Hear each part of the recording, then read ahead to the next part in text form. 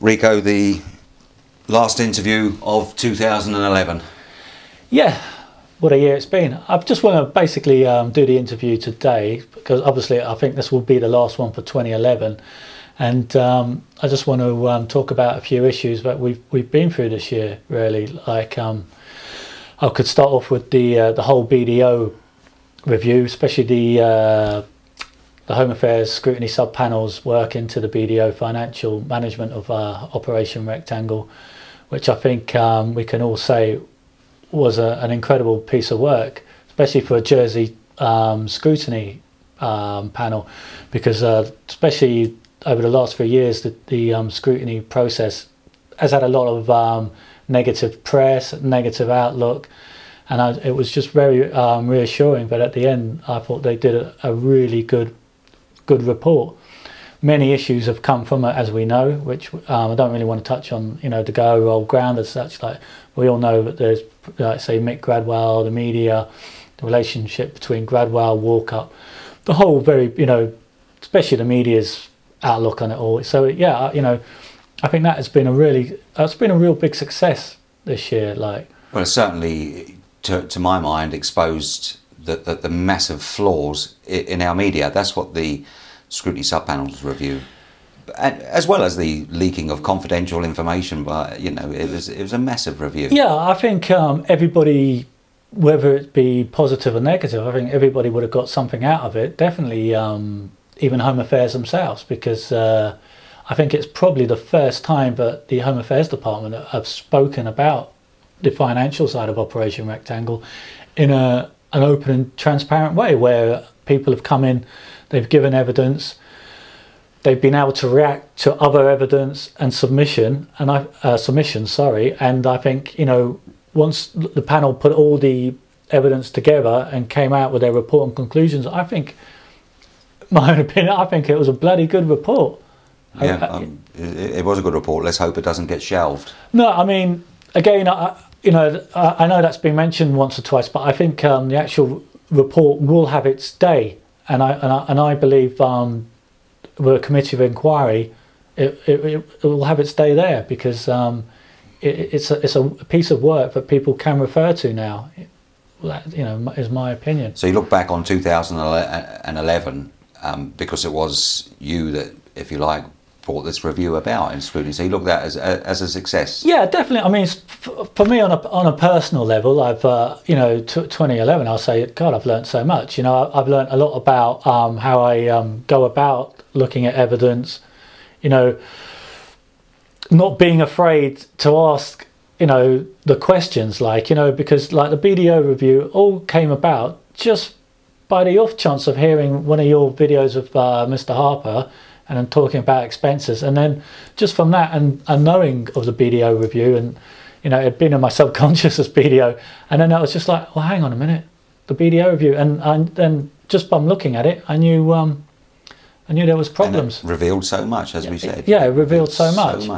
I mean, the next, as we go into 2012, the next most crucial thing on the horizon is the committee of inquiry into the historical child abuse in Jersey. Yeah, that's right. Yeah. It's such an important. It's going to be such an important piece of work. That's why I've been emailing Senator Balash, Senator Gorse, especially Chief Minister Gorse now, because it's up to him and his council of ministers now to look at Mike Marsden's recommendations for the terms of reference for the committee of inquiry, package it together with the Council of Ministers, and then bring it to the House as a proposition. Now, I'm hoping this is going to be in the early period of the first quarter of 2012. What we'll be looking for as well is a very, I'm going to use the state's term, a very robust set of terms of reference, and it must be.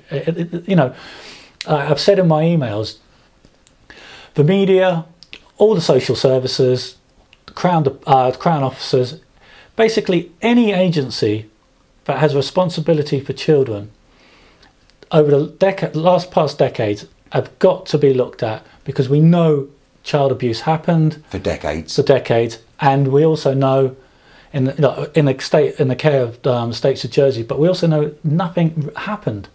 So how do you mean nothing happened? Do you mean there was no prosecution? That's right. Yeah, there was no. Well, there was, as far as I know, nothing happened. Nothing. Yeah, it was able to go on for decades. Yeah. So obviously, there's been a breakdown. There has been a breakdown, and I've always been of the opinion, like, you know, I've heard you know, there's been soundings about the money and the committee of inquiries, and, you know, maybe some people don't want that looking at, and they don't want this looking at. But I want, you know, if you're the major agencies, say the police, the media, the Crown, all the health and social services, if you've got nothing to hide, or you're not, you know, there's nothing to worry about, then you will say yes. Bring it on. Come and have a look. You know, let's have a look at what went wrong here. You know, because something did go wrong. Or did it go right? You know, this is the. Well, you know, we probably don't want to go down that route. No, something definitely went wrong. We know something went wrong. We know something went wrong, but what we're saying is that they managed to keep it quiet for decades. That's right. Yeah. That's why you know, the media and all. That's why all the agencies and the media is included in this has got to be looked at, and it has to be a proper root and branch look at. You know, what we don't want is a really weak set of terms of reference. So the committee of inquiry comes along, and it's not what it could have been. And you know, at the end of the committee of inquiry, everybody should have some form of closure. Well, this is it. So much is actually riding on this committee of inquiry, isn't it? And not least for some closure for the abuse victims, and survivors, which is paramount. But for our establishment, it's the reputation of Jersey, again, is going to be right on the line. Now, if this isn't strong, as you say, robust terms of reference, it's another whitewash. You know, I agree with what you're saying, and that's why, again, that's why I've been emailing Senator Balash and Chief Minister Gorst, because I am concerned, and I've laid out my concerns to Senator Balash. But I, in my opinion, I'm waiting for him to say whether he agrees or not, but in my opinion, I just think he is so conflicted that he shouldn't have any dealings with the terms of reference. How's he said? Why do you think he's a? Because he was the bailiff. Well, he's been Solicitor General, Attorney General, Deputy Bailiff, and Bailiff of Jersey, and that's going back probably starting in the 80s. You know, he was a bailiff of Jersey in 2008 when Chief Judge. You know, when it went global in 2008, his Liberation Day speech in 2008. You know, when the real criminals are the journalists. It was the denigration of Jersey was more important than what happened to people who suffered child abuse. I mean, you can't have someone who's saying that sitting on the terms of reference, you know. And you know, the Crown has got such an important role to play in this, especially, you know, and you know, we've got to think as well that the Attorney General was also, who was Philip Balash's brother.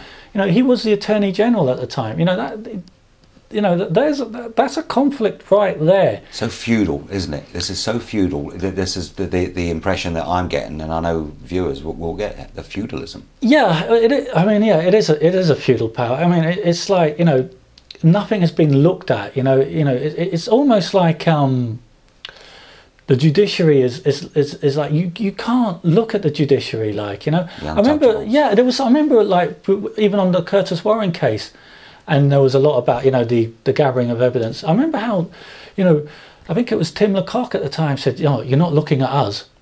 Yeah. You know, because well, I don't know what's happened to the investigation. I think it's from Northumbria Police. Or was it Hampshire, I think? Or Hampshire Police, into how the evidence was gathered on that. I mean, I don't know what's happened to that report. That's, you know, has it gone on the cart? I don't know. But I do remember, like, again, at the time, Tim Lecoq going, oh, you know, not looking at us. Like, but, you know, it's you know, it's not good enough now, is it? I mean, I just believe everything should be looked at in an open and transparent way. And if you have nothing to hide, well, you don't have anything to fear, surely.